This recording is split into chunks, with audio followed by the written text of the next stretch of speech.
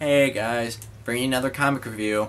As you already saw, the Joker one's been up for a couple days, and I haven't changed my shirt because, it's still the same day as I reviewed the Joker. What? Yeah, I post these up on the different days. Probably a couple days after the Joker review, probably 2 or 3, because I can, but still. Yeah, so here, today, as you can clearly see, I'm holding up another comic book review. Yeah, because I'm probably not going to talk about this on the podcast, but yeah. So, here you go. We have Avengers. Yep, we have the Avengers with Iron Man, Thor, Captain America, Wolverine, and Spider-Man in the middle, backed off. Yeah, basically, this is the reboot of the Avengers comics. They started back last year, and they put it into a book. Those are the first couple of issues, and yep, it's one of those hardcovers that you swing down, and when you do, it just says Avengers, the Avengers, yeah. Basically, the story is that Steve Rogers, the original Captain America, wants to reboot the Avengers program, and because if you did not read Avengers Disassembled, which I probably will do a review for you in the future dates, wink, there was a couple incidents that happened and that caused some trouble for this book. That caused some troubles for the Avengers, but yeah, well, I can't really help that.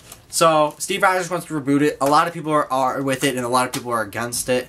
You can't really tell. And then, the Avengers go time traveling.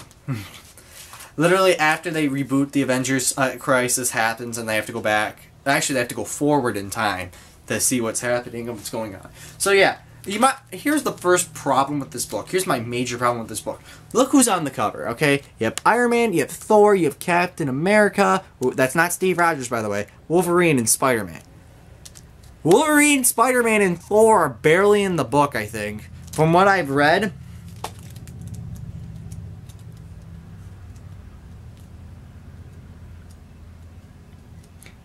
Yeah. They're not really in the book that much. Sure, there are pages with them separately on it, but I think Iron Man, Wolverine, and Captain America and a couple other Avengers go back to the future. Spider-Man and Thor stay back, and Wolverine barely does anything in the future anyway. So there you go. It's mostly a book about Iron Man, believe it or not. Who's not that bad, Iron Man's not that bad of a guy, but still. That's kind of a problem, because you're looking at this, you think these guys are going to be the 5 main stars. They're going to be the ones who bring back the Avengers.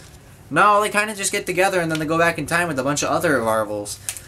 So yeah, the story though, this is a good book for a story, okay? The story and characters are good in this book, okay? Of course they are. They're Marvel's heroes. You can't mess up the Avengers, because if you mess up the first couple of issues, you kind of screwed yourself over with this whole book.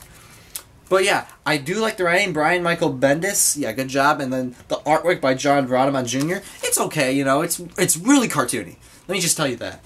And you thought comic books could be cartoony? This is really cartoony, okay? Yeah, this is a really cartoony book, but you can't really help that. It's the Avengers. It's Marvel heroes. Yeah, can't really help that. But I did enjoy reading this, and I did enjoy the characters. I actually stuck through it for most of it, and I read most of it in a day because I was really invested in the story.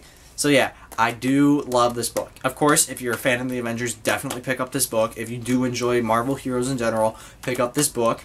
If you enjoy a good story, pick up this book. If you enjoy good characters, pick up this book. If you enjoy the artwork, if you don't really enjoy cartoony artwork, you're definitely not going to like this one. Again, like I said in my Joker review, that artwork was beautiful in there. This book wasn't as beautiful as the Joker. I didn't find it appealing as much, but I did enjoy for what it was. If you were going like a more artistic style like the Joker book was, this is not your book. Definitely not your book. But yeah. If I had to rate this, I would definitely rate this an 8 out of 10. Reason being that, again, they lead you on with a couple of characters on the cover who barely are in the book, which makes me kind of disappointed. And then you have the story, which is really good, characters really good, and the artwork that's okay. That definitely brought it down, though, with the characters not being in the book as much, and then focusing on other things. But there is a good twist at the end of the book that I really did enjoy. So again, please pick up this book if you really enjoyed it, and yeah, check out for more comic reviews, definitely coming in the future. Check out the podcast. It's probably going to come out next week, depending when I put this up.